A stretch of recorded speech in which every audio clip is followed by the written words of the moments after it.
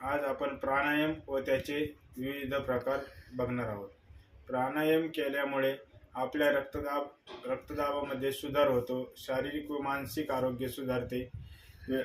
तसेच हृदयरोग होण्याचा धोका टळतो. प्राणायाम करण्यासाठी विविध प्रकार आहेत.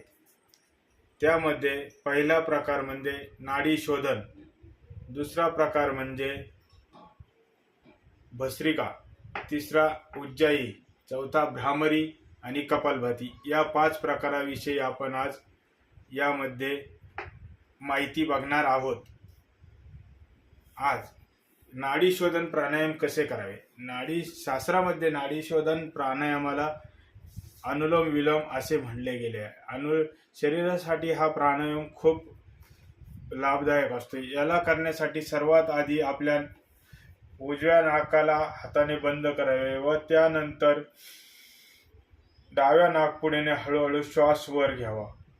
त्यानंतर आपण डावी नाकपुडी बंद करून उजव्या नाकपुडीने हळूहळू श्वास सोडावा. या प्रकाराला आपण अनुलोम विलोम म्हणतो. कमीत कमी हा प्राणायाम आपण 5 ते 10 वेळा नियमित केला पाहिजे. यानंतर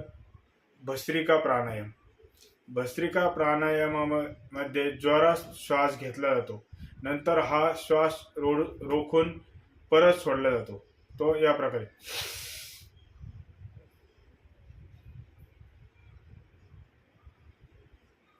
हा प्राणायाम केल्याने पोटावरील अतिरिक्त चरबी कमी होते.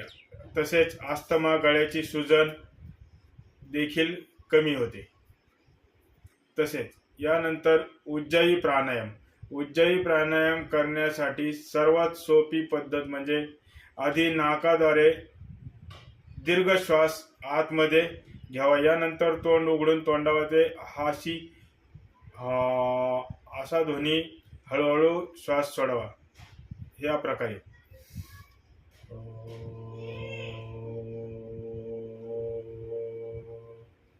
उज्जाई प्राणायामाचे फायदे.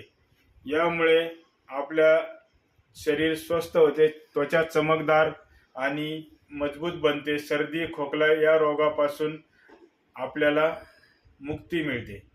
यानंतर भ्रामरी प्राणायाम कसे करावे. भ्रामरी या प्राणायामाचा म्हणजे भ्रामरी प्राणायाम करताना भुंग्याप्रमाणे आवाज काढणे. हा प्राणायाम आपण सर्वात आधी दोन्ही कानात 2 बोटे लावून बंद करा. यानंतर नाकाने श्वास आत घ्या व नाकानेच भुंग्याप्रमाणे आवाज करीत बाहेर सोडा. या प्रकारे.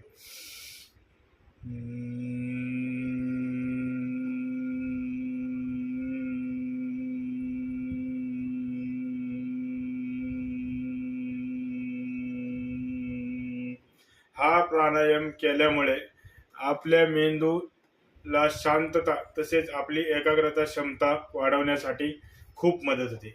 यानंतर कपालभाती प्राणायाम करण्यासाठी दीर्घ श्वास पोटात भरून त्याला बाहेर लोटा. म्हणजे दीर्घ श्वास सोडताना पोट आत घ्या. प्राणायामाची या प्रकारे हा प्राणायाम करावा लागतो.